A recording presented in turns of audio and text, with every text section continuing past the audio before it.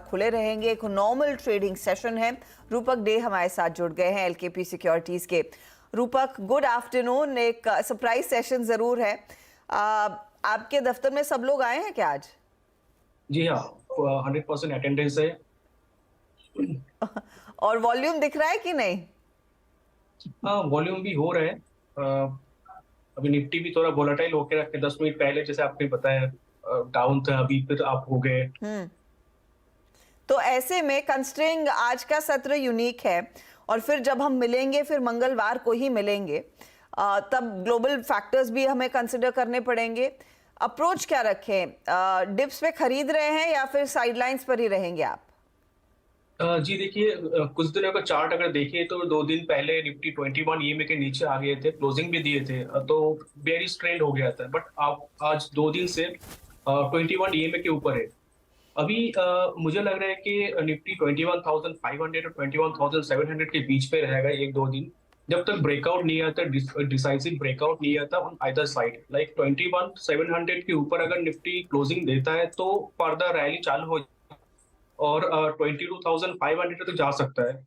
लेकिन अगर 21,500 के नीचे आ जाता है, अगर बात करें तो निफ्टी बैंक में एक बेयरिश बैक पैटर्न बन रहा है मोटा मोटी, जिसका ब्रेकडाउन है 45,550 के 500 के नीचे। 5,500 का निफ्टी बैंक का बहुत बड़ा सपोर्ट है। अगर ये टूटता है तो करेक्शन आ सकता है 1000 पॉइंट का। तो ओवरऑल सेंटिमेंट अभी 1-2 दिन के लिए साइडवेज रहेगा। ब्रेकआउट है, ब्रेकडाउन के लिए हम लोग को वेट करना पड़ेगा। सेंटिमेंट भले ही इंडेक्स पर साइडवेज रहे, रूपक आपने क्या स्टॉक आइडेंटिफाई किया है ट्रेड का इस समय? स्टॉक्स तो देखिए, पीएसयू स्टॉक्स एकदम ट्रेंड में है। तो मेरा एक पीएसयू स्टॉक ही रहेगा पहला, जो है एलआईसी। एलआईसी हाई पे चल रहा है और आज का दिन कंसोलिडेशन ब्रेकआउट दिया विथ हाई वॉल्यूम, और मेरे ख्याल से ये स्टॉक 1070 तक जा सकता है शॉर्ट टर्म में। और एक स्टॉप लॉस मेंटेन करना होगा 897 पे। ओके, तो ये फिलहाल तेजी वाला ट्रेड और एलआईसी में जोरदार खरीदारी बनती दिखाई दी है। 934 के आसपास लेने का मौका, ये भी अच्छी रैली दिखा रहा है। चलिए आपको मैं फटाफट दिखा देती हूँ वो कौन से स्टॉक्स है जो मिड कैप्स में आउट परफॉर्मेंस दिखाने में कामयाब रहे हैं। और इसमें आप गौर करिएगा, railway stocks of course forefront पर। पीएसयू कंपनियों में अच्छी तेजी, तो रेलवे कंपनियों में राइट्स, रेलटेल, इरकॉन, आईआरएफसी जैसे काउंटर्स है जहां पर डबल डिजिट ग्रोथ देखने को मिल रही है। इसके अलावा सरकारी शेयरों में आरसीएफ, शिपिंग कॉर्पोरेशन, ईआईएल और कॉनकॉर जैसे काउंटर्स में भी हमने देखा है अच्छा खासा जोश, तेजी का आज बनता हुआ दिखाई दिया। यही नहीं, आप देखिएगा पावर कंपनियों में एनएचपीसी, एसजेवीएन जैसे स्टॉक्स में भरपूर खरीदारी है। एनएचपीसी इनफैक्ट 10% से ज्यादा की बढ़त दिखाने में कामयाब, एसजेवीएन में भी तेजी ही देखी जा रही है। हालांकि real estate counters, DLF, Godrej, Oberoi और इंडिया बुल्स रियल जैसे काउंटर्स हैं जो थोड़े से बैकफुट पर ट्रेड करते हुए दिखाई दे रहे हैं। मिड कैप के कुछ और गेनर्स में Greaves cotton, RBL bank, AU small finance bank, Paradip phosphate जैसे स्टॉक्स हैं। और साथ ही साथ लूजिंग एंड पर जहां पर लार्जली मुनाफा वसूली हुई है। ऑरेकल लगातार 2 दिनों की तेजी, 35% के रिटर्न दिखाने के बाद आज हल्का सा आराम कर रहा है। इंडिया मार्ट में कुछ करेक्शन, तेजस नेटवर्क टूटा है नंबर्स के बाद, और फीनिक्स मिल्स में भी हमने देखी है कुछ मुनाफा वसूली बनती दिखाई दे रही है। ये है फिलहाल बाजार की स्थिति। 1-2 ट्रेड्स पर मैं राय लेना चाहूंगी, स्पेशली कॉनकॉर जैसा स्टॉक। कंसिडरिंग आपने एलआईसी देखा, अब मैं देख रही हूँ यहाँ पर कॉनकॉर जैसे ट्रेड में भी एक अच्छा खासा मोमेंटम बनता दिखाई दिया है। वायदे बाजार का भी स्टॉक है, तेजी ऐड करेंगे? जी हाँ, तेजी ऐड करना चाहिए, क्योंकि ये जो रिसेंट करेक्शन के बाद एक बार वापस 21 ईएमए जो short term critical moving average है उसके ऊपर ट्रेड करे आज का दिन। वॉल्यूम पिकअप भी हो रहा है, तो मेरे ख्याल से 885 के ऊपर अगर क्लोजिंग दे तो इसमें पॉजिटिव लॉन्ग पोजीशन कैरी करना चाहिए। और अपसाइड में 885 के ऊपर स्टॉक 950 तक जा सकता है, और नीचे एक स्टॉप लॉस मेंटेन करना होगा 870 पे। सदी का सबसे बड़ा धार्मिक उत्सव सीएनबीसी आवाज में चल रहा है स्वागत महोत्सव। अयोध्या सज धज कर है तैयार, अब सिर्फ प्राण प्रतिष्ठा का है इंतजार। देश में रामोत्सव की धूम, शेयर बाजार में भी श्री राम की धुन। देखिए रामोत्सव पर सबसे बड़ी कवरेज सिर्फ सीएनबीसी आवाज पर। जय सिया राम।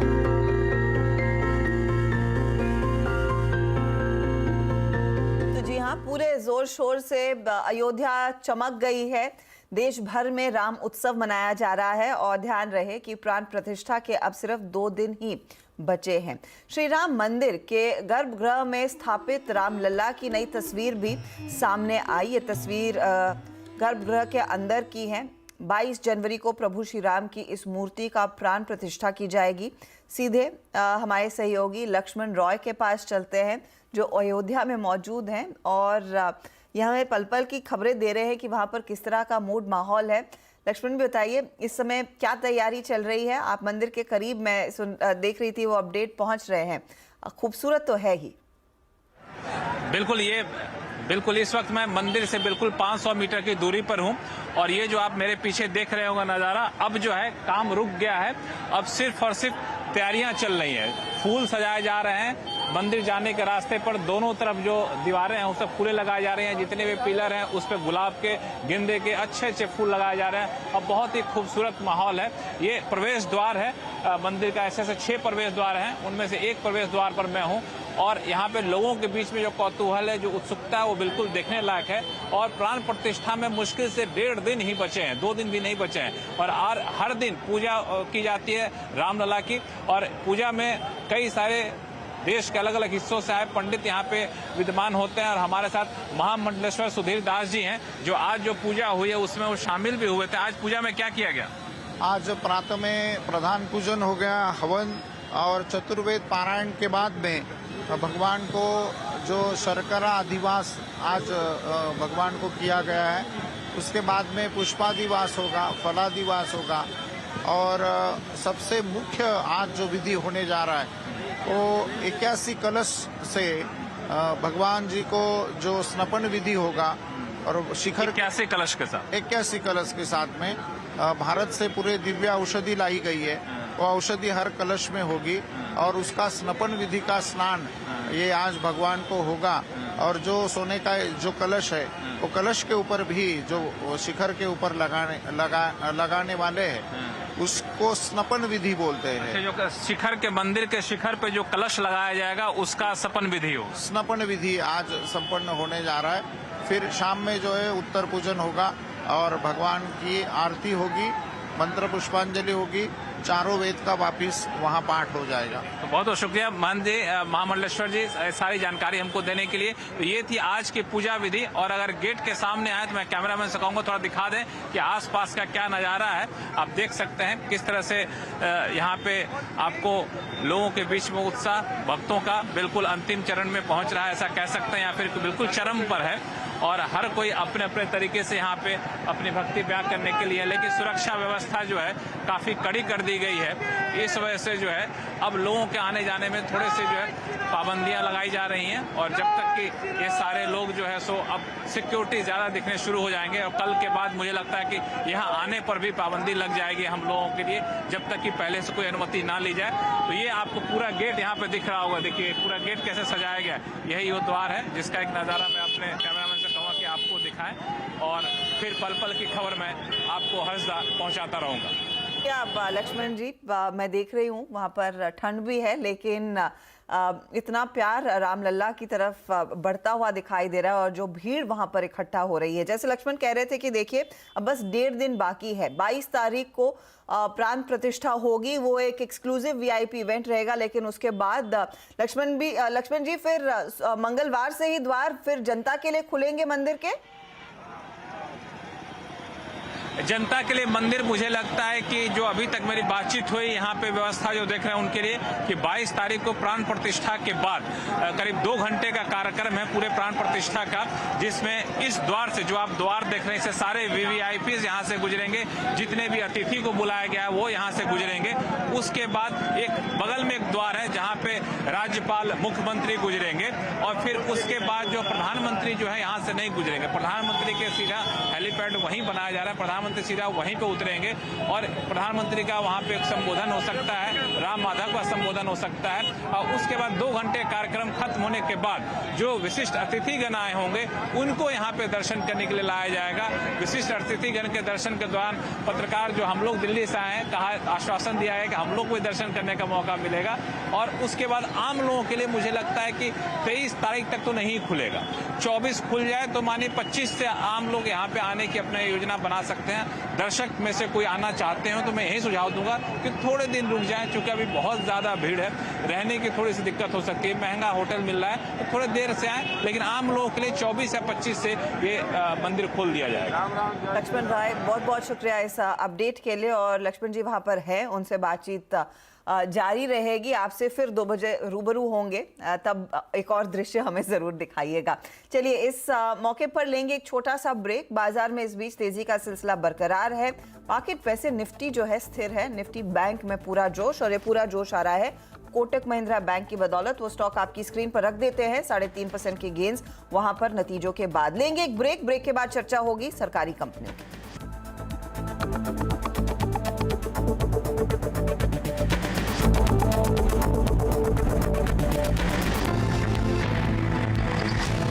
आप देख रहे हैं मिड कैप मंत्र। 400 अंकों की बढ़त अब निफ्टी बैंक दिखा रहा है और साथ ही साथ मिड कैप्स में भी 338 अंकों का इजाफा।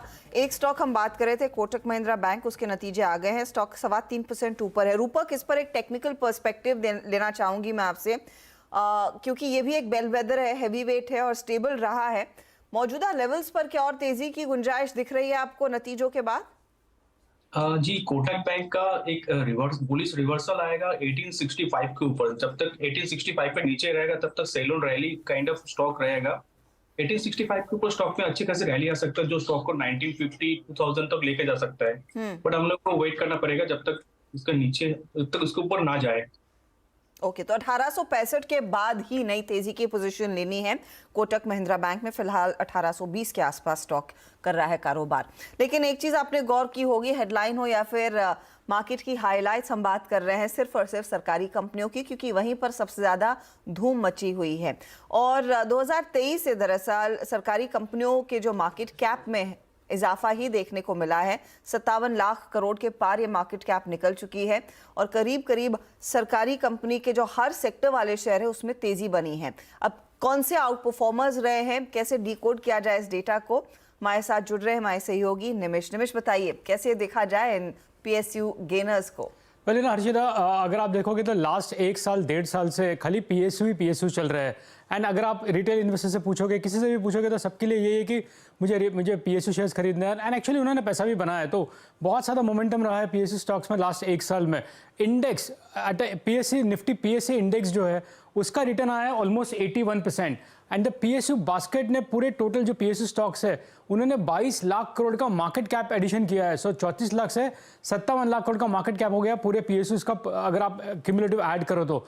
एंड अगर आप देखोगे तो अक्रॉस द बोर्ड सभी PSUs ने अच्छा किया है। तो मैं एक डेटा देख रहा था, अगर आप 100, 125, 110 कंपनीज देख लो, उसमें से 33 कंपनीज मतलब 33% ऑफ द PSU स्टॉक्स उन्होंने रैली किया बिटवीन 100% टू 300%। सो उस तरीके का मूव आया है PSU स्टॉक्स में। बट अभी ये रैली के बाद बहुत लोगों को कंसर्न्स भी है और बहुत लोगों के क्वेश्चन मार्क्स भी कि वैल्यूएशन कैसे पैन आउट कर रहे हैं और वैल्यूएशंस अभी क्या लेवल पे ट्रेड कर रहे हैं। तो मैंने एक डेटा बनाया था अक्रॉस डिफरेंट सेक्टर्स, तो I just run through that data. अगर आप रियल PSUs देखो, because that's been the biggest outperformer, right. सभी ये स्टॉक्स में सबने बहुत जोर से रैली की है। IRCTC 35 टाइम पे ट्रेड कर रहा है on FY25 price to earning. IRCON इतने रैली के बाद इरकॉन एक्चुअली 2.5 गुना हो चुका है और अभी ऑलमोस्ट 18 टाइम पे ट्रेड कर रहा है।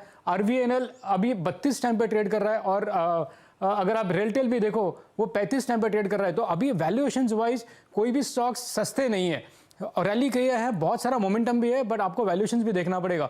सिमिलरली अगर आप कैपिटल गुड स्पेस में देखोगे, BHEL वो स्टॉक 135 टका बढ़ चुका है, बट अभी BHEL का price to earning almost 50 time पे पहुंच गया। हमारे पास 5 ईयर का एवरेज नहीं है, बट आप बाकी देखोगे HAL उसका 5 साल का एवरेज PE था ऑलमोस्ट 10 के आसपास, अभी वो ट्रेड कर रहा है 32 के आसपास। सेम इज राइट्स का अभी मूव के बाद वो ऑलमोस्ट 20 टाइम पे ट्रेड कर रहा है, जबकि हिस्टोरिकली 5 साल का एवरेज निकालो 12-13 टाइम पे ट्रेड किया करता था। सिमिलरली BEL अभी 33 टाइम पे ट्रेड कर रहा है, उसका 5 साल का एवरेज रहा है खाली 16-17 का PE का। तो वैल्यूएशन यहाँ पे भी इतने सस्ते नहीं है कैपिटल गुड्स वाले PSU स्टॉक्स में। अगर आप अभी पावर PSUs देखोगे तो even power PSUs historically power PSUs NTPC, NHPC, SJVN सभी ऑलमोस्ट ट्रेड करते थे सिंगल डिजिट PE मल्टीपल्स पे।